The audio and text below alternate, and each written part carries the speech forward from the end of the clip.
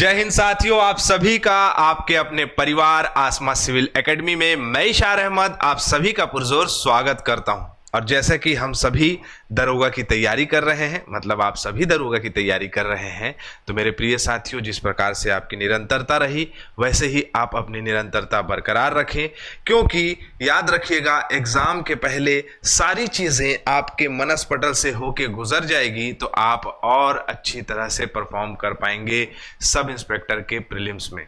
तो हर चीज का नोट्स बनाते हुए चलना है। और लास्ट क्लास में मैंने जो मैप रीडिंग आपको बताया था, मैप और राज्यों का परिचय दिया था कि कहाँ कहाँ कौन कौन से राज्य हैं, उसके बारे में अध्ययन हुआ था। तो उन सभी चीज़ों को मेरे प्रिय साथियों, उनकी विशेषताओं को भी नोट करते हुए चलना है, ताकि एग्जाम के एक हफ्ते पहले आप अच्छी तरह से क्विक रिविजन कर पाएं, है ना। तो अपने नोट्स पे ज़्यादा ध्यान देना है, ठीक है। नक्सल से संबंधित समस्याएं अरविंद सर की क्लास इसके बाद फिर से होगी। टोटल 2 क्लासेस रख दी हैं ताकि आपका कोई सा भी प्रश्न जो है उससे ना छूटे, है ना। तो अपनी कंसिस्टेंसी बनाए रखिएगा। और नेक्स्ट क्लास जो है भारत के आधुनिक इतिहास का होने वाला है, तो आधुनिक इतिहास पढ़ने के लिए तैयार हो जाइएगा, क्योंकि देखा गया है मैक्सिमम पोर्शन जो है आधुनिक भारत के इतिहास से भी पूछा जाता है। तो आप अपनी कंसिस्टेंसी बनाए रखें। चलिए अपना सत्र प्रारंभ करते हैं। और मैं हमेशा बोलता हूं कि ज्योग्राफी की क्लास हो रही है, बिल्कुल भी कोताही नहीं करना है। आप अपने सामने अपना पेन कॉपी रखे रहें, रिकॉर्डेड लेक्चर है, बार बार देख सकते हैं, लेकिन स्टार्ट से अंत तक जरूर देखिएगा। अब आज से जो है कंसेप्ट स्टार्ट हो रहा है, तो कंसेप्ट को बेहतर तरीके से समझना है, ठीक है। चलिए आज की पॉजिटिविटी देख लें। जो चाहते हैं उसके लिए नहीं लड़ते हैं, तो जो खोया उसके लिए मत रो। मेरे प्रिय साथियों, बहुत सारे विद्यार्थी ऐसे हैं जो लास्ट टाइम 2022 के सब इंस्पेक्टर में बैठे थे, उनका किसी कारणवश नहीं हुआ होगा, ठीक है। तो उसको याद करने से कोई मतलब नहीं है, लेकिन मन में जो एक उत्साह और उमंग लेके फिर से फॉर्म फिल किया है और ईश्वर ने फिर से मौका दिया है, सरकार ने फिर से मौका दिया है, तो इसका फायदा उठाने के लिए अपनी कंसिस्टेंसी को क्या रखना है, बरकरार रखना है। एक भी बच्चा छूटा मतलब सुरक्षा चक्र टूटा। बिल्कुल सारी चीजों को बेहतर तरीके से पढ़ते जाना है। क्लियर है। चलो आज का जो टॉपिक होने वाला है क्या है, तो हमने सामान्य परिचय देख लिया था। सामान्य परिचय में हमने सिर्फ और सिर्फ मैप पढ़ा है, ठीक है। आज हम उस सामान्य परिचय से कुछ चीज़ों को रिलेट करेंगे और जो है स्थिति एवं विस्तार को हम कंप्लीट करेंगे। इस मतलब आपके हमारे जो क्लास में हॉस्टल वार्डन की भी क्लास चली थी, जिसमें हमने जो है सारी चीज़ों को प्रोवाइड कराया था, लेकिन पेपर जल्दी नज़दीक आया था, इसलिए उसको स्टॉप करके मैं वापस इसको पढ़ा रहा हूँ। तो जो बच्चा रिवाइज करना चाहता है वो रिवाइज भी कर ले, और जो बच्चा अगर पहली बार तैयारी कर रहा है उसके लिए भी बेनिफिशियल है, और साथ ही साथ जो पहले से रिवीजन कर चुका है या पहले से पढ़ चुका है तो उसके लिए रिवीजन करने का एक बहुत अच्छा प्लेटफॉर्म मिल गया है, ठीक है। और सीजीपीएससी ले रहा है तो मैंने इसमें कोट पे आधारित प्रश्न भी डाले हैं, ठीक है। चलो मेरे प्रिय साथियों, दूसरा टॉपिक हमारा हो गया स्थिति एवं विस्तार। स्थिति एवं विस्तार, इंग्लिश में इसे कहते हैं location and extend of India. मेरे प्रिय साथियों, स्थिति एवं विस्तार से आप क्या समझते हैं? छात्र जीवन में एक जो स्वाभाविक सी मानसिकता है वो इस पे आना चाहिए कि आखिरकार ये लोकेशन और एक्सटेंड क्या है। लोकेशन एंड एक्सटेंड क्या है, अब तक आपके दिमाग में आ गया होगा। समझने वाली चीजें समझ के चलना है ताकि जीवन भर ना भूले।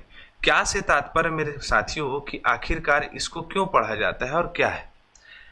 अगर आप कॉम्पिटिटिव एग्जाम की तैयारी कर रहे हैं तो कॉम्पिटिटिव एग्जाम की तैयारी कर रहे हैं, लेकिन क्यों, मन में आता होगा क्यों। इसलिए क्योंकि सरकारी नौकरी या कॉम्पिटिटिव एग्जाम में आप सेलेक्ट होंगे तो मेरे प्रिय साथियों आपको गवर्नमेंट जॉब मिलेगा।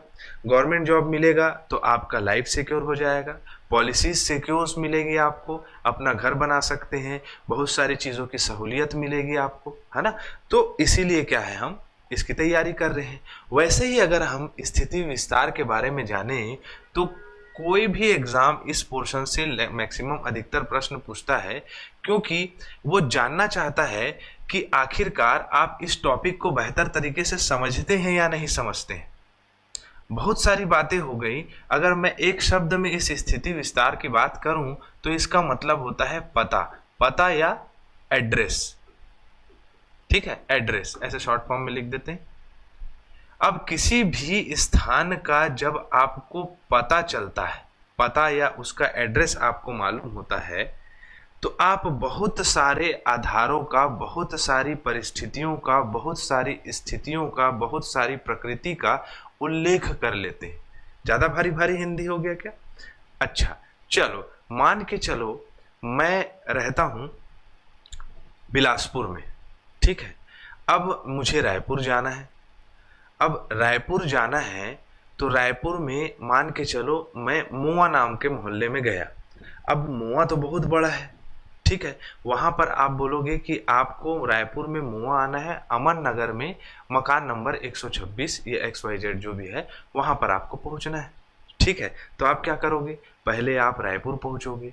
रायपुर पहुंचने के बाद आप ये जानोगे कि मुआ कहाँ है। वहां से आप क्या है, ऑटो लेके जाओगे। ऑटो लेके गए आप अपनी गाड़ी में या कार में भी जा सकते हो भैया, है ना। आजकल कार फाइनेंस तो बहुत हो रहा है ना। तो आप क्या गए, कार में गए या ऑटो में गए। फिर वहां आप पता करोगे कि मुआ कहाँ है, सुंदर नगर कहाँ है, सड्डू जाने का रास्ता कहाँ है। तो मुआ आप पहुंचे। मुआ में जाने के बाद आप बोलोगे कि अमन नगर कहाँ है। अमन नगर आप पहुंचे। अमन नगर पहुंचने के बाद वहां किसी किराने दुकान पूछोगे, भाई फलाना व्यक्ति कहाँ रहता है और 126 नंबर मकान कहाँ है, तो वो आपको बताएगा, ठीक है। ये तो हो गया फिजिकल नॉलेज कि आपका दिमाग उस स्थान तक पहुंच पा रहा है। लेकिन आप ये भी सोचोगे कि अगर मुझे कल बुला रहा है इन द सेंस कि मेरे को 17 तारीख को बुला रहा है कि मुआ फलानी जगह पे है और यहाँ पर जो है हमें पहुँचना है, तो कल का वेदर कैसा है, कल की जो है वातावरणीय स्थिति कैसे है। कल वर्षा तो नहीं होने वाली है, बारिश तो नहीं होने वाली है। चलो ठीक है, बारिश नहीं हो रही है तो कल ज़्यादा ठंड तो नहीं पड़ने वाली है, तो भाई अपना इंतज़ाम करके लेके जाएगा, स्वेटर लेके जाएगा। तो मैं सिर्फ ये बताना चाह रहा हूँ कि मैंने स्थिति एवं विस्तार को आपको एक शब्द से क्या बताया कि एक शब्द से आपको बताया कि इसका मतलब होता है पता। और किसी भी स्थान का पता जब हमको पता होता है तो उस स्थान की सारी जानकारी जो है हम अपने मनस्पटल पर क्या कर देते हैं, संजो लेते हैं, मनस्पटल पर संजो लेते हैं। अगर मैं भारत की स्थिति एवं विस्तार की बात करूंगा, अब आपको थोड़ा सा समझ में आ सकता है कि भारत की अगर मैं स्थिति एवं विस्तार की बात किया तो भारत पृथ्वी में एक क्या है, देश है 7वें क्रम का, और ये उत्तरी गोलार्ध में स्थित है। उत्तरी गोलार्ध किसे कहते हैं? मान के चलो ये एक रेखा है जिसका नाम रख दिया हमने भूमध्य रेखा या 0 डिग्री इक्वेटर। 0 डिग्री इक्वेटर के उत्तर में जो स्थित है उसे उत्तरीय गोलार्ध कहते हैं, मतलब गोला का आधा। और आपका दक्षिण में स्थित जो स्थान है उसे दक्षिणी गोलार्ध में स्थित स्थान कहते हैं। तो भारत जो है वो उत्तरी गोलार्ध में स्थित है, ठीक है। भारत के बीचों बीच से 23.5 डिग्री से जो है आपका कर्क रेखा गुजरती है। कौन सी रेखा गुजरती है? 23.5 डिग्री उत्तर में जो है कर्क रेखा गुजरती है, जिसे ट्रॉपिक ऑफ कैंसर कहा जाता है। तो ये भारत को जो है वो आपका कर्क रेखा 2 समान भागों में लगभग बांटती है, या कहा जा सकता है कहा जा सकता है कि भारत के बीचों बीच से कर्क रेखा गुजरती है। तो कर्क रेखा पे भारत स्थित है। जिस प्रकार मैंने आपको बताया कि रायपुर में अगर मुआ जाना है तो मुआ जाने के लिए आपको स्टेशन से मुआ पहुंचना पड़ेगा या बिलासपुर से मुझे स्टेशन पहुंचना पड़ेगा। फिर वहां से मैं कहाँ जाऊंगा? मैं वहां से जो है आपका मुआ पहुंचूंगा। फिर वहां मेरे को पता होना चाहिए कि वहां अमन नगर कौन सा है, तो अमन नगर में पहुंचूंगा। तो उसी प्रकार से क्या है, हम स्थिति एवं विस्तार जानने के लिए जो है आधारों का उपयोग करते हैं और आधारों का हमें पता चलता है। उसी प्रकार से हम ये भी जानेंगे कि इस पूरे पृथ्वी में जो उत्तरी गोलार्ध है, उत्तरी गोलार्ध में कर्क रेखा के पास किस प्रकार का मौसम होता है, किस प्रकार की जलवायु होती है, इसके बारे में अध्ययन करेंगे। तो अगर हम किसी भी स्थान का पता अगर हमें मालूम होता है तो हमें वहाँ की लगभग सारी जानकारी जो है पता करनी पड़ती है, तब हम उस स्थान में पहुँच पाते हैं। समझ रहे हो मेरी बात? ठीक है, इतनी सारी बात हो गई। अब मान के चलो हम भारत की स्थिति एवं विस्तार की बात करें तो हम जब भारत की स्थिति विस्तार पढ़ेंगे तो हम ये जानेंगे कि भारत जो है, भारत की जलवायु किस प्रकार की है। ठीक है। भारत की जलवायु जान जाएंगे तो हमें ये पता चल जाएगा कि यहाँ किस प्रकार की कृषि होती है। अगर हमें पता चल जाएगा कि किस प्रकार की कृषि होती है तो हमें ये भी पता चल जाएगा कि किस प्रकार की मिट्टियाँ, किस प्रकार के सॉइल्स जो हैं, किस प्रकार की मिट्टी यहाँ पाई जाती है। ठीक है। हम अगर जानेंगे जलवायु, कृषि और मिट्टी के बारे में तो हम ये जानेंगे कि यहाँ की भूगर्भीय संरचनाएं कैसी हैं, भूगर्भ में कैसी कैसी चीज़ें यहाँ पर पाई जाती हैं, किस प्रकार की पत्थरें, किस प्रकार की चट्टानें पाई जाती है। ठीक है। ओवरऑल देखा जाए तो अगर हमें स्थिति एवं विस्तार अच्छी तरह से इस टॉपिक को अगर हम समझ जाते हैं तो मेरे प्रिय साथियों आपको भूगोल के सभी पहलुओं को समझने में आसानी मिलने लगेगी। बस मेरा मुख्य उद्देश्य यही था। ठीक है। तो चलिए अब स्थिति एवं विस्तार के बारे में जब हमने इतना चीज जाना और हमने ये भी जाना कि स्थिति एवं विस्तार का मतलब होता है किसी भी स्थान का पता या एड्रेस, और एड्रेस जानने के लिए बहुत सारे आधारों की आवश्यकता होती है। तो मेरे प्रिय साथियों इसका आधार क्या है, हम भारत की स्थिति एवं विस्तार जानने का आधार क्या मान सकते हैं या इसका वास्तविक आधार क्या है। बात को गौर से समझिएगा और जो है सीक्वेंस से पढ़ते जाइएगा और नोट्स अपने पास रखना है। ठीक है। सारा चीज दिमाग से क्लियर कर दूंगा। ठीक है। चलो एकदम सब इंस्पेक्टर जैसे मानसिकता होनी चाहिए, युद्ध स्तर में तैयारी करना है। अगर मैं आधार की बात करूं मेरे प्रिय साथियों तो आधार जो है वो आपको यहाँ रेखाओं के माध्यम से दिखाई दे रहा है, और मैंने शुरुआत में ही बताया कि जो पृथ्वी को रेखा दो बराबर भागों में बांट रही है वो क्या है, 0 डिग्री इक्वेटर, या इसे ही जो है क्या कहते हैं, भूमध्य रेखा। तो जो पृथ्वी में लेटीट्यूड लाइंस जो दिखाई दे रही है आपको, इसे अक्षांशीय रेखा के नाम से जाना जाता है। किसी नाम से जाना जाता है? अक्षांशीय रेखाओं के नाम से जाना जाता है, इसे ही अक्षांश कहते हैं। ठीक है। जो कि पृथ्वी में उत्तर और दक्षिण में विस्तृत है, पूरा गोला आकार में। ठीक है। इसे क्या कहेंगे? अक्षांशीय रेखा। और जो आपको ये खड़ी खड़ी रेखाएं दिखाई दे रही है, लंबी लंबी रेखाएं दिखाई दे रही है, जो उत्तरीय ध्रुव को दक्षिणीय ध्रुव से मिला रही है, इसे जो है उत्तरी ध्रुव कहा जाता है, इसे दक्षिणी ध्रुव कहा जाता है। ठीक है। तो उत्तर से दक्षिण की ओर जिसको मिला रही है उसे क्या कहते हैं? इसे कहते हैं आपका देशांतर रेखा, या इसे ही इस आधार को क्या कहेंगे? देशांतर रेखा। ठीक है। तो मेरे प्रिय साथियों बताओ इन अक्षांश और इस देशांतर को जानना जरूरी है या नहीं है? यहाँ से प्रश्न पूछने की संभावनाएं बनेगी कि नहीं बनेगी? भैया अगर हम अक्षांश और देशांतर की बात करें तो भारत से भी अक्षांश रेखा गुजरेगी, इस प्रकार से गुजरेगी ना, भारत से भी अक्षांश रेखा और देशांतर रेखा भी गुजरेगी। तो हो सकता है कि परीक्षा में इसकी विशेषताओं का जो है वर्णन पूछ दे, विशेषताओं से संबंधित कूट पे आधारित प्रश्न पूछ दे, तो ये जानना जरूरी है ना। तो चलो इन्हीं आधारों का सबसे पहले अध्ययन करते हुए भारत की अक्षांशीय स्थिति एवं विस्तार की ओर आगे बढ़ेंगे। तोला का होगे बाबू? ठीक है। चलो अब आ गया आपके सामने क्या? अक्षांश रेखा। अक्षांश रेखा की परिभाषा आप लिख सकते हो, मैं लिखूंगा नहीं, मैं आपको सिर्फ और सिर्फ इसके की पॉइंट बताऊंगा जहां से क्वेश्चन से प्रश्न कूट पे आधारित पूछे जा सकते हैं। अक्षांश रेखा से अगर परिभाषा की बात करें, आप ज़्यादा लेवल में पढ़ोगे तो, लेकिन थोड़ा सा पढ़े तो कोई प्रॉब्लम नहीं है। अक्षांश रेखा से, अक्षांश से तात्पर्य है कि भूमध्य रेखा से किसी भी स्थान में खींची गई या पृथ्वी के केंद्र से या भूमध्य रेखा से किसी भी स्थान पर खींची गई कोणीय दूरी को उस स्थान की अक्षांशीय स्थिति कहते हैं। दिमाग घूम गया होगा, वो जानना ही नहीं है। जानना क्या है कि अक्षांश रेखा क्या है, ऐसे करके पूरा सराउंड खींची गई है। ठीक है। बस उतना जाने तो ज़्यादा बेहतर है। ठीक है। जब हम CGPSC पढ़ेंगे तो उसके बारे में और अध्ययन कर लेंगे, लेकिन अभी आपको अक्षांश रेखा के बारे में इतना जानना है। अब अक्षांश रेखाओं से प्रश्न कैसे पूछा जा सकता है? अक्षांश रेखाओं का अधिकतम मान कितना होता है?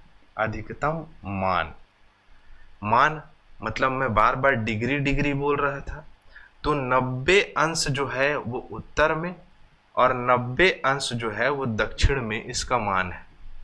ठीक है, 90 अंश जो है उत्तर में है और 90 अंश जो है वो आपका किस में है, तो दक्षिण में है। इसको समझने के लिए थोड़ा सा समझा देता हूं कि मेरे प्रिय साथियों, अगर भूमध्य रेखा के केंद्र से या पृथ्वी के केंद्र से कोण खींचा जाएगा तो अधिकतम 90 अंश का कोण खिंचाएगा। यहाँ पर यह बैंड नहीं हो सकता। क्यों नहीं हो सकता? क्योंकि हर एक कोण में 0 डिग्री में एक गोला बन चुका है, 1 डिग्री में एक गोला बन चुका है। ऐसे अगर आप गोला बनाते जाओगे पूरे पृथ्वी में सराउंड अगर देखोगे तो 90 अंश तक का मान जो है वो क्लियर होता है। तो हम क्या देखते हैं कि इसका अधिकतम मान कितना है, तो 90 अंश है।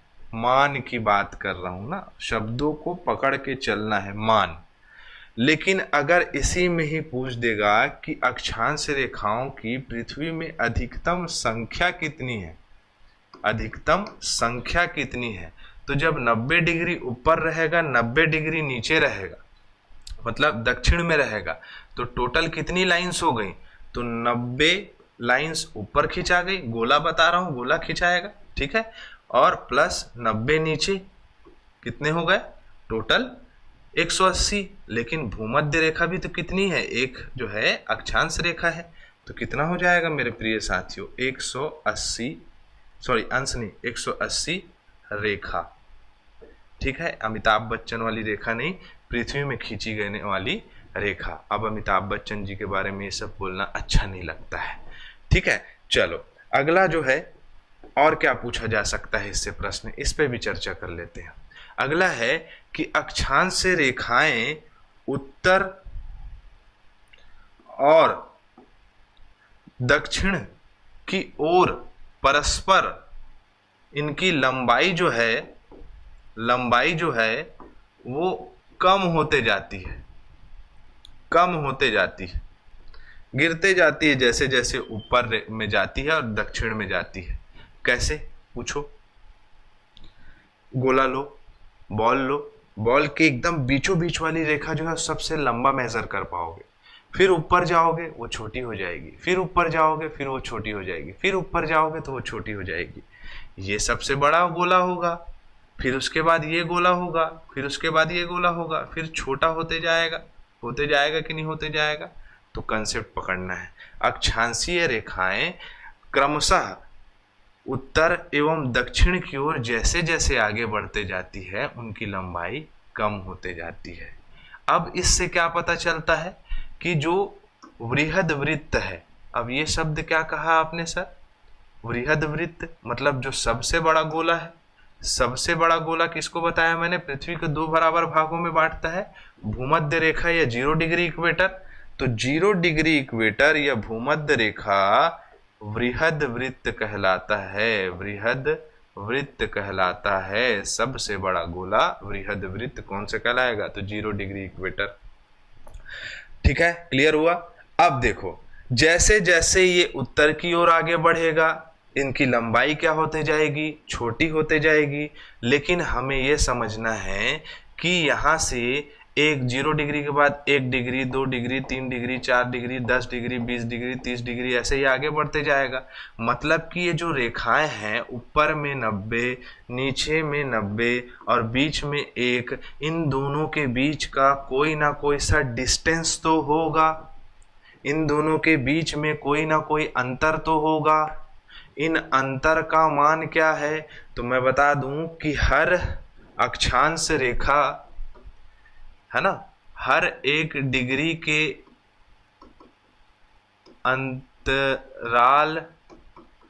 अंतराल का अंतर कितना होगा, तो याद रख लो 111 किलोमीटर। क्लियर, याद रहेगा 111 किलोमीटर।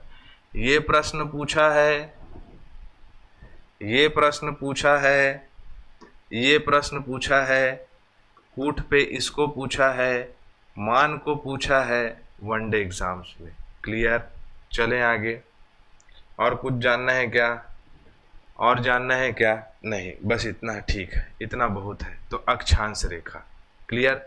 अब अक्षांश क्लियर हो गया, एक आधार। अब हम कुछ प्रमुख अक्षांशीय रेखाओं को देखें। मैंने कहा आपको आधार जब पता होगा मुआ जाने के लिए, तो आप उस आधार का विश्लेषण करेंगे जलवायु के अनुसार। बहुत भारी हिंदी हो गया।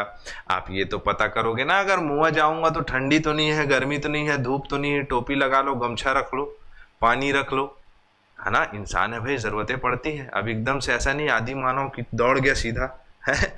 तो आधार की आवश्यकता होती है, और वो भी एक आधार के अनुसार हम देखें कि इन अक्षांशीय स्थितियों में किस प्रकार की जलवायु होती है पृथ्वी में अलग अलग। जैसे कि इसे हम विषुवत रेखा या विषुवत वृत्त भी कहते हैं, या 0 डिग्री इक्वेटर कहते हैं, ठीक है, भूमध्य रेखा कहते हैं। भूमध्य रेखा के उत्तर में एक रेखा दिखाई दे रही है 23.5 डिग्री में, जिसे हम क्या कहते हैं, कर्क रेखा, ठीक है। और 23.5 डिग्री में क्या मिलेगा आपको, मकर रेखा। कौन सी रेखा, मकर रेखा। समझना प्यारे बच्चों, ध्यान से समझना ना, एकदम बहुत जरूरी है, इंपॉर्टेंट है, ठीक है। इससे प्रश्न जितना बता रहा हूं सबसे प्रश्न बाहर निकल के आएगा अगर इसको समझ लिए तो। भारत यहां स्थित है। भारत को पहले ले आता हूं ना भैया, भारत का भूगोल प्रश्न पूछ दिया तो गड़बड़ हो जाएगा, ठीक। अब समझना है इसमें कि ये कर्क रेखा क्या है। गौर से सुन के लिख लोगे, चलो गौर से सुन के पहले लिख लो। भूमध्य रेखा से वह उत्तरतम रेखा जहां पर सूर्य का प्रकाश लंबवत पड़ता है।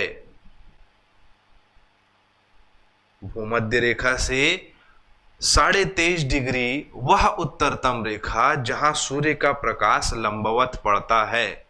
काहे के लिए बोल रहा हूं, क्यों बोल रहा हूं, जबरदस्ती को पढ़ा रहे हैं क्या सर? नहीं, समझना है।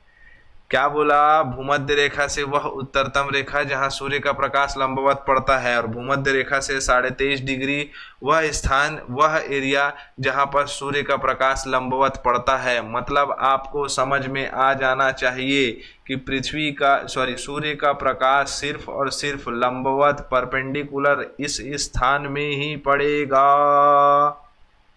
समझ में आया? मतलब यही वो स्थान है जहां पर सूर्य का प्रकाश लंबवत पड़ता है, ना ऊपर जाता है लंबवत, ना नीचे जाता है लंबवत। और जब लंबवत पड़ता है इस क्षेत्र में, तो मेरे प्रिय साथियों एक बात बताओ, ये स्थान ठंडा होगा कि गर्म होगा? सूर्य भैया अच्छे अच्छे को गर्म कर देता है ना। तो सूर्य इस स्थान में लंबवत पड़ता है कर्क रेखा और मकर रेखा के बीच में, तो ये क्षेत्र उष्ण होगा, मतलब गर्म होगा, इसलिए इस क्षेत्र को उष्णकटिबंधीय क्षेत्र कहते हैं। क्लियर हुआ? अब इससे और कौन सा प्रश्न बन सकता है, ये भी खंगाल के इशार सर ले आए हैं, चिंता नहीं करना है। भारत को कर्क रेखा बराबर भागों में बांट रही है। नक्शा रखे इंडिया का, कल पढ़ाया था, पढ़े होगे जानोगे, ठीक है। जो पहली बार आया होगा पहला क्लास देखो। अब देखो, मान के चलो कर्क रेखा गुजर रही है गुजरात, राजस्थान, मध्य प्रदेश, छत्तीसगढ़, झारखंड, पश्चिम बंगाल, त्रिपुरा और मिजोरम से।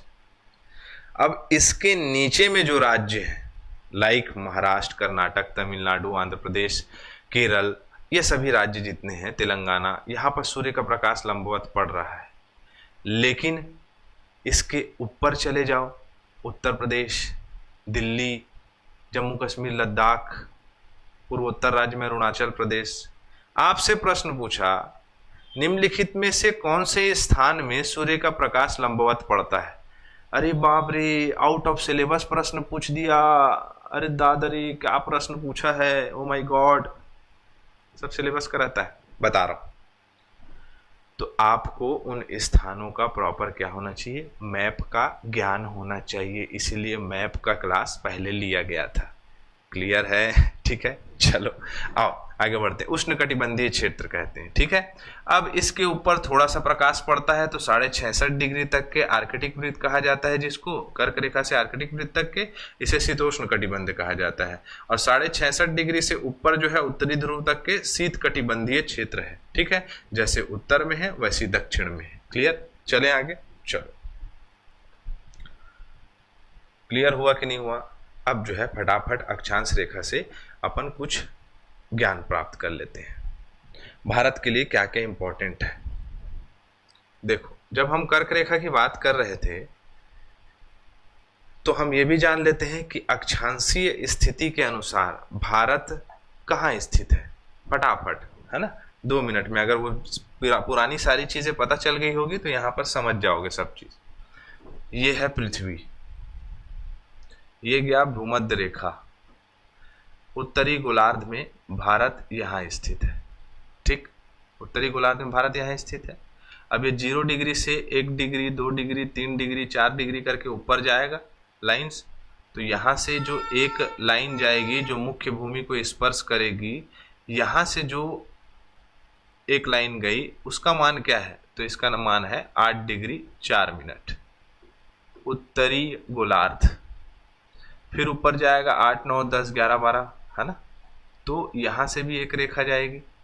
इस रेखा का नाम अमिताभ बच्चन वाली नहीं है ना, ये अक्षांश रेखा वाली है। अमिताभ बच्चन जी के बारे में अब ये सब बोलना अच्छा नहीं लगता है, ठीक है। तो क्या है? 37 डिग्री 6 मिनट उत्तरी अक्षांश तक के भारत की स्थिति फैली हुई है।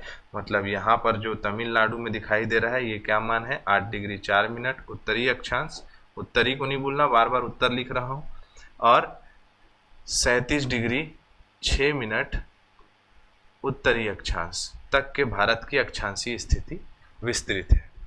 और क्या समझ सकते हैं इसमें हम कि आप ये देखोगे इस स्थिति के बारे में, तो ये उत्तर से दक्षिण का विस्तार है। तो भारत का उत्तर से दक्षिण की लंबाई कितनी है?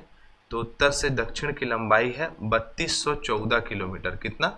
3214 किलोमीटर। क्लियर है? आगे में ये सब चीज रिवाइज भी होगा। क्लियर है? अब ये भी समझ में आता है कि यहाँ 8 डिग्री से लेकर 37 डिग्री तक के बहुत सारी अक्षांशीय रेखाएं भारत से गुजरी होगी। तो इन अक्षांशीय रेखाओं की संख्या कितनी होगी? तो टोटल संख्या है अक्षांशीय रेखाओं की जो 8 डिग्री 4 मिनट से लेकर 37 डिग्री 6 मिनट तक के विस्तृत है ना। और अगर हम बात करें तो ये लगभग 30 डिग्री जो है लाइंस जो है, 30 लाइंस जो है, लाइन लिखोगे, लाइंस जो है या रेखा जो है वो गुजरती है कहाँ से? भारत से, ठीक है। भारत में 30 अक्षांशीय रेखाओं का विस्तार है ना ये। अब यहाँ अंडमान निकोबार द्वीप समूह है हमारे पास, तो यहाँ का मान क्या है? तो 6 डिग्री 45 मिनट। क्लियर है? पहले इतना याद रखो। अक्षांश रेखा क्लियर हुआ। अब मैं आपको बताया था कि अक्षांश रेखा एक कर्क रेखा नाम की एक अक्षांश रेखा है 23.5 डिग्री, जो कि भारत को 2 बराबर भागों में बांटती है, ठीक है। भारत को 2 बराबर भागों में बांटती है। तो ये रेखा कौन सी है भाई? ये रेखा कौन सी है? तो ये रेखा कौन सी है? कर्क रेखा। और कर्क रेखा इस प्रकार से गुजरती है भारत से। टोटल कितने राज्य हैं? टोटल 8 राज्य हैं। 8 राज्य कौन कौन से? फटाफट पश्चिम से पूर्व का क्रम याद करना है तो कर लो, नहीं तो गड़बड़ हो जाएगा। क्या है क्रम? गुजरात, राजस्थान, मध्य प्रदेश, मध्य प्रदेश के बाद छत्तीसगढ़, छत्तीसगढ़ के बाद झारखंड, झारखंड के बाद पश्चिम बंगाल, पश्चिम बंगाल के बाद त्रिपुरा और मिजोरम। मेरे को याद है, मैं बार बार पढ़ा हूँ और पढ़ा रहा हूँ तो याद नहीं करूँगा तो क्या मतलब का, ठीक है। लेकिन आप लोगों के लिए कोड लेके आया हूँ, तो इस कोड को याद रख लेना। कई लोग बहुत सारा कोड बनाते हैं, जैसे गमछा, झार, मित्र पर, ठीक है। जैसे गुजरात, मध्य प्रदेश, छत्तीसगढ़, झारखंड, राजस्थान, मिजोरम, त्रिपुरा, पश्चिम बंगाल। इसको मत याद करना, पार हो जाओगे। अगर मित्र के ऊपर गमछा झारोगे तो मित्र क्या हो जाएगा? गर्म हो जाएगा। और गर्म चीज हमेशा क्या होती है? बदतमीज होती है। तो गर्म चीज बदतमीज होती है, ठीक है। गुजरात, राजस्थान, मध्य प्रदेश, छत्तीसगढ़, झारखंड, क्या हैगा फिर झारखंड के बाद बंगाल मतलब पश्चिम बंगाल, फिर उसका त से हो गया आपका त्रिपुरा और मिज से मिजोरम। ठीक है, तो ये आप लोग याद रख सकते हो। क्या? गरम चीज बदतमीज। ग से गुजरात, र से राजस्थान, म से मध्य प्रदेश, ची से छत्तीसगढ़, ज से झारखंड, ब से बंगाल मतलब पश्चिम बंगाल, त से जो हो जाएगा क्या? तो त्रिपुरा और मिज से मिजोरम। तो ऐसे याद रख लेना आप लोग, भूलना मत, क्योंकि पश्चिम से पूर्व का क्रम पूछेगा या पूर्व से पश्चिम से क्रम पूछेगा, पार हो जाओगे, कोई मतलब नहीं है। ठीक है, चलें आगे। चलो, एक आधार क्लियर हुआ, अब दूसरा आधार आ गया। दूसरा आधार क्या है? देशांतर। देशांतर रेखा वे रेखा है जो प्राइम मेरिडियन या कहा जा सकता है जीएमटी या जिसे कहते हैं ग्रीनविच मीन टाइम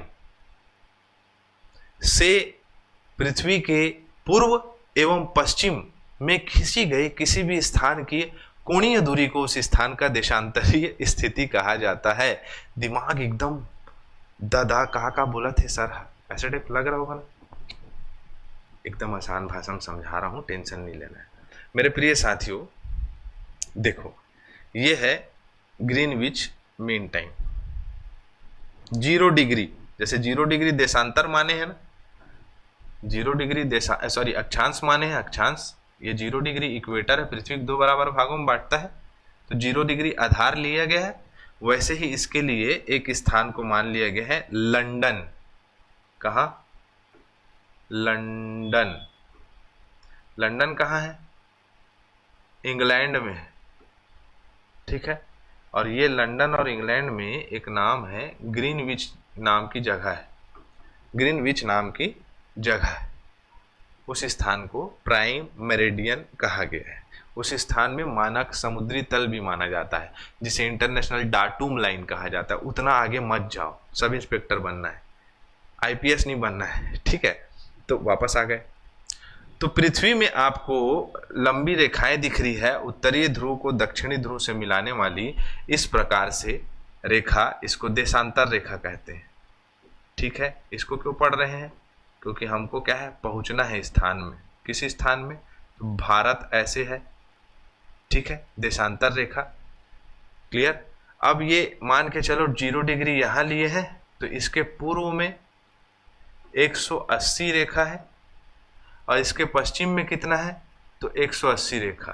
तो देशांतर रेखाओं में यही याद रखो, 360 रेखा है तो देशांतर रेखा। और आप जब किसी गोला का क्षेत्रफल पढ़ोगे तो क्या पढ़ोगे? 360 अंश का क्षेत्रफल होता है, उसके अनुसार आपका क्या हो गया? क्या हो गया? क्या हो गया? तो 360 रेखा हो गई। ठीक है, चलो, तो आपको देशांतर रेखा पता होना चाहिए। अब देशांतर रेखा 0 डिग्री से एक ठोर पृथ्वी बना देता हूं। देखो, मेरे पास इतना शक्ति है कि मैं बार बार पृथ्वी बना लेता हूं। ठीक है, चलो, तो ये हो गया आपका क्या? 0 डिग्री ग्रीनविच एरिया। तो इसके पूर्व में 180 रेखा मतलब पूर्वी और पश्चिमी गोलार्ध में बांटा गया है, और देशांतर रेखा के अनुसार जो है उत्तर एवं दक्षिण में बांटा गया है। ठीक है, उत्तर एवं दक्षिण में, और इसके अनुसार पूर्व और पश्चिम में बांटा गया है, और भारत यहाँ स्थित है। ठीक है, तो भारत में अगर प्रश्न पूछेगा कि भारत कौन से गोलार्ध में स्थित है, एक आधा गोला तो अक्षांश रेखा के अनुसार ये वाला हो गया उत्तर और दक्षिण, और एक आधा गोला क्या हो गया? पूर्व और पश्चिम हो गया देशांतर के अनुसार। तो इसीलिए कहा जाता है कि भारत जो है उत्तर पूर्वी गोलार्ध में स्थित है। समझ में आया? कितने गोलार्ध है टोटल? सिर्फ 2 ठो है, 4 ठो जो बोलेगा गलत है। समझे? गोलार्ध कितने हैं? 2 है। एक जो है देशांतरीय रेखा के अनुसार पूर्व एवं पश्चिम गोलार्ध, और जो अक्षांश रेखा के अनुसार उत्तर एवं दक्षिणी गोलार्ध। क्लियर हुआ?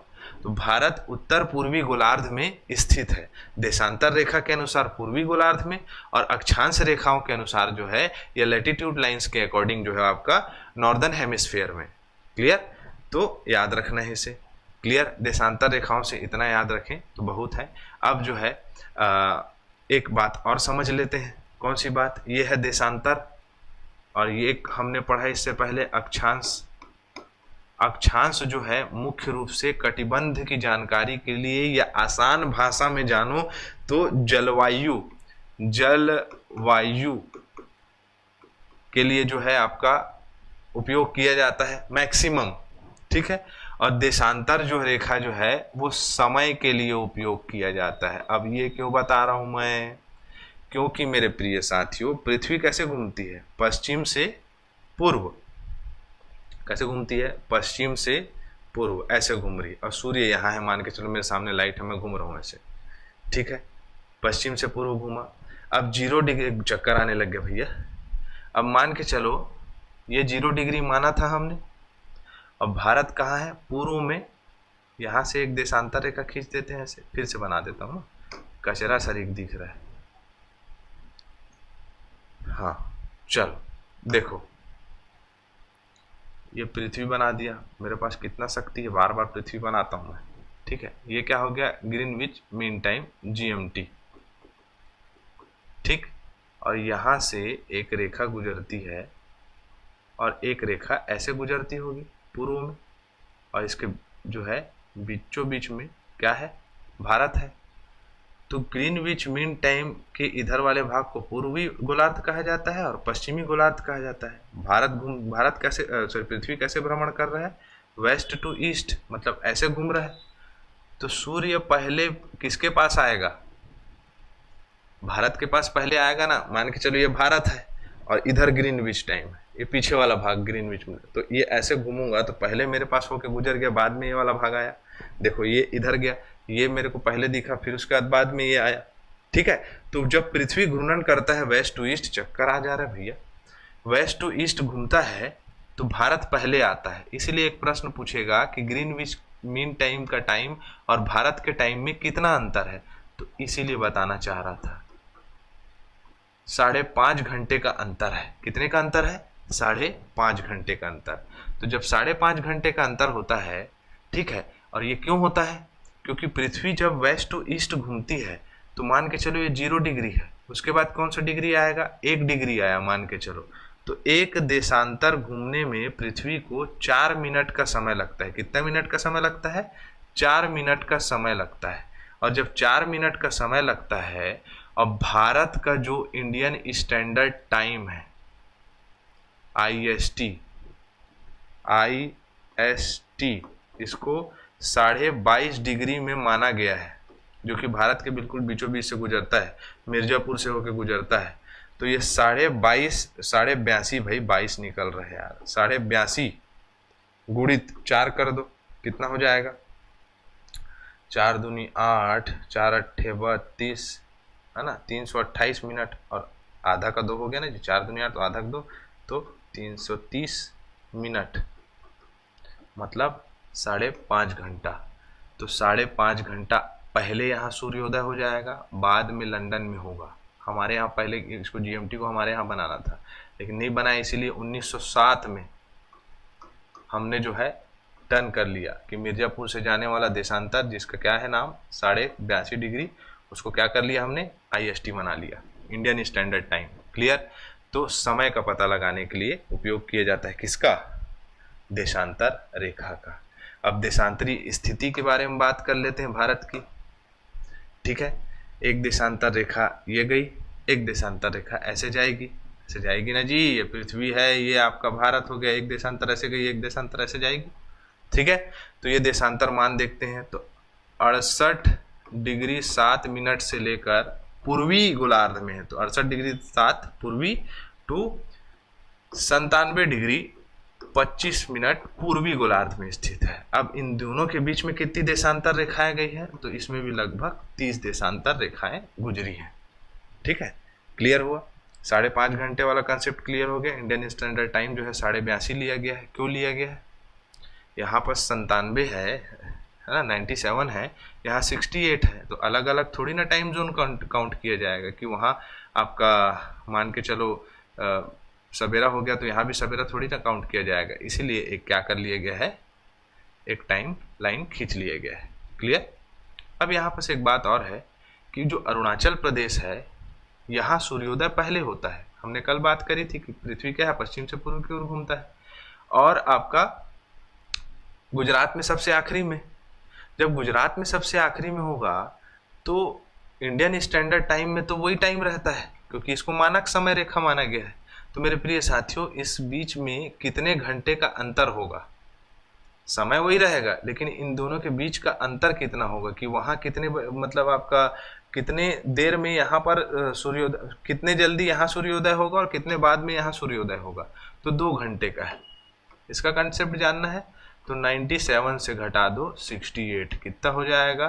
तो आपका लगभग 29 मिनट, 30 आपका 30 देशांतर है ना, 30 देशांतर, लगभग 30 देशांतर रेखाओं का अंतर है, बताया हूँ। और इसको 4 से मल्टीप्लाई कर लोगे तो कितना होगा? 4 तिया 12, मतलब 120 मिनट। और 120 मिनट बराबर कितना होता है? 2 घंटा।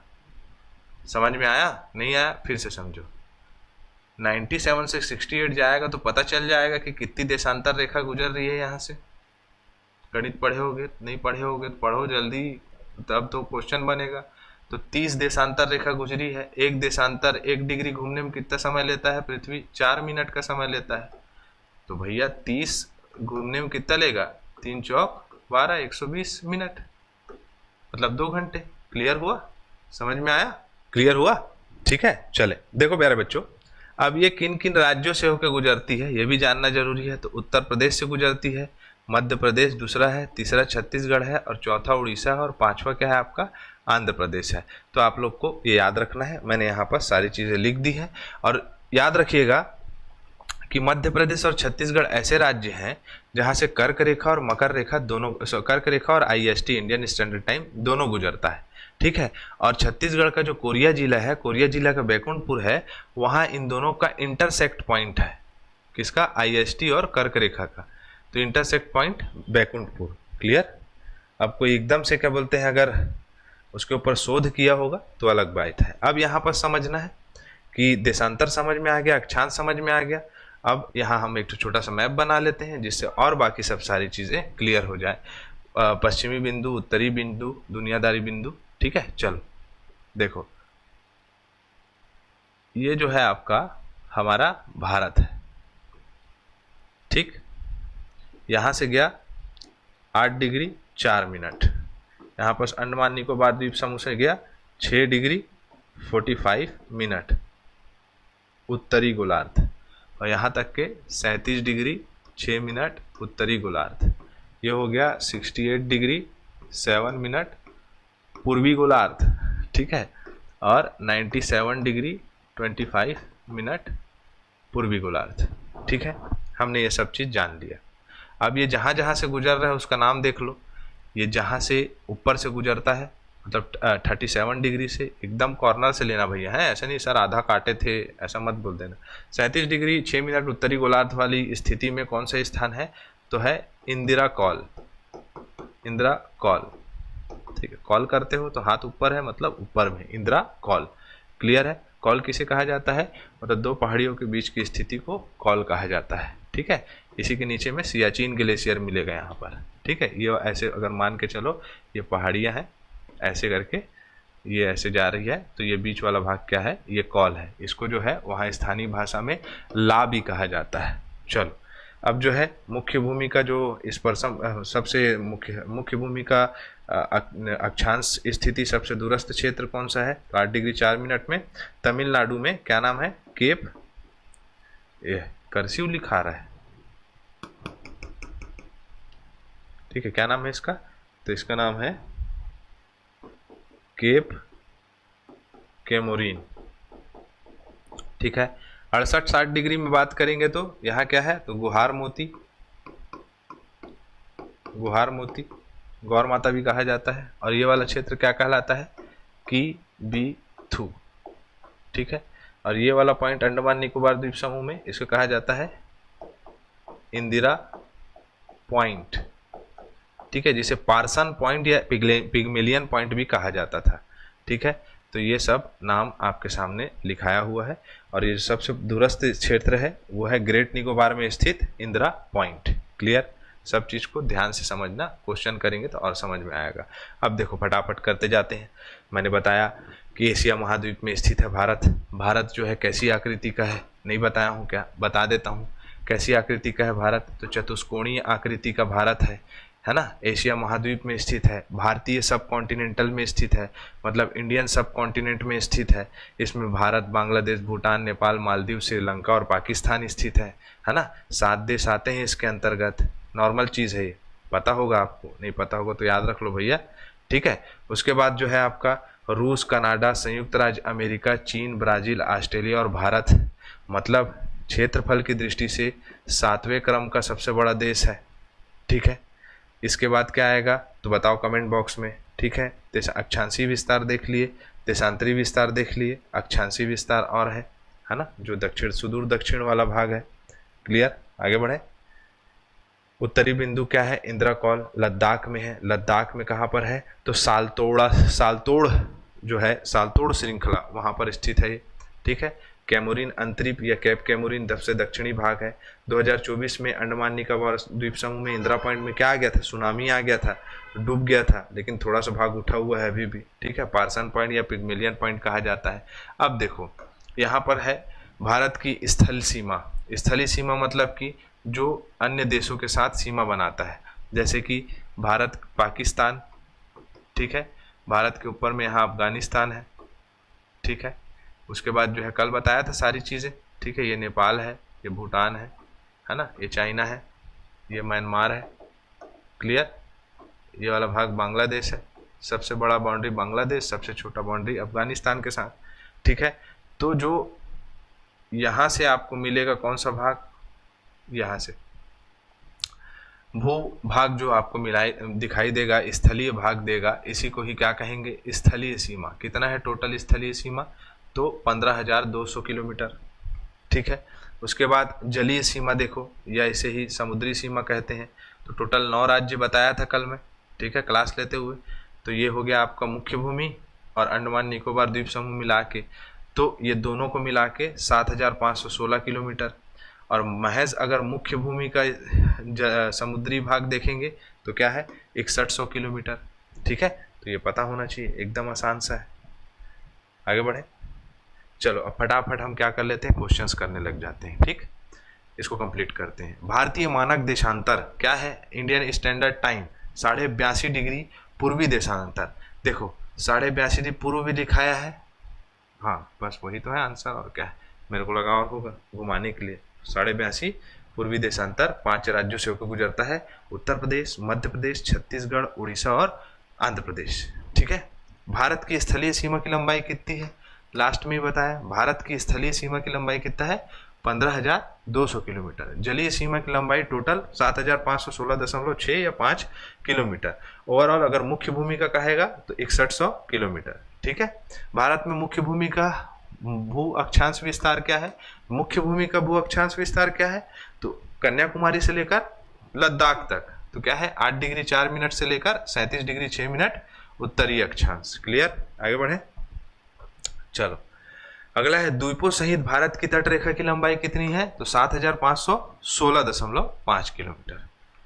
याद होना चाहिए बेटा, एकदम फटाफट याद करते जाओ, ठीक है। चले आगे, अगला प्रश्न हमारे स्क्रीन में ये रहा, भारत की उत्तर से दक्षिण की लंबाई कितनी है तो भारत से की उत्तर से दक्षिण की लंबाई मैं बताया था आपको 3214 किलोमीटर और पूर्व से पश्चिम 2933 किलोमीटर। क्लियर, चले आगे। चलो, किस भारतीय राज्य की तटीय रेखा सबसे लंबी है तो गुजरात की सबसे लंबी है और गोवा की सबसे छोटी है, ठीक है। गुजरात की सबसे लंबी है और गोवा की सबसे छोटी, सॉरी गोवा नहीं भैया, वेस्ट बंगाल की सबसे छोटी है 157 किलोमीटर के आसपास, 157 किलोमीटर्स। कौन सा, वेस्ट बंगाल, गोवा नहीं बोलना, ठीक है, हो जाता है गलती भैया बोलते बोलते। भारत की भूमि का दक्षिणी नोक क्या है, दक्षिणी नोक क्या है, देखो भारत की मुख्य भूमि का दक्षिणी नोक क्या है तो केप कैमोरिन है। मुख्य भूमि लिखा है ना यहाँ पास, तो मुख्य भूमि याद रखना केप कैमोरिन, जिसको हम किसके नाम से जानते हैं, कैमोरिन अंतरीप के नाम से जानते हैं। भारत की दक्षिण में सबसे दूरस्थ स्थान कौन सा है, दक्षिण में सबसे दूरस्थ स्थान कौन सा है, भारत के दक्षिण में सबसे दूरस्थ स्थान कौन सा है तो ग्रेट निकोबार है। और ग्रेट निकोबार में कौन सा है, इंदिरा पॉइंट, इंदिरा नहीं इंदिरा पॉइंट, ठीक है। चले आगे। चलो, भारतीय भूमि का सर्वाधिक उत्तरी भाग कौन सा है, सर्वाधिक उत्तरी भाग कौन सा है, इंदिरा कॉल, कॉल करो ऊपर सबसे उत्तरी भाग, ठीक है, इंदिरा कॉल। क्लियर, आगे बढ़े। चलो,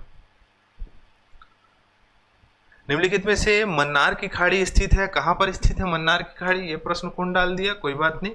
देखो ये दक्षिण प्रायद्वीपीय भारत है, दक्षिण भारत। अब यहाँ पर जो है आपका श्रीलंका है और यहाँ पर आपका तमिलनाडु में मन्नार की खाड़ी स्थित है। ठीक है, तमिलनाडु में मन्नार की खाड़ी है। ठीक है, खाड़ी किसे कहा जाता है? ऐसा भूभाग जो तीन तरफ से किससे घिरा हो? समुद्र से घिरा हो।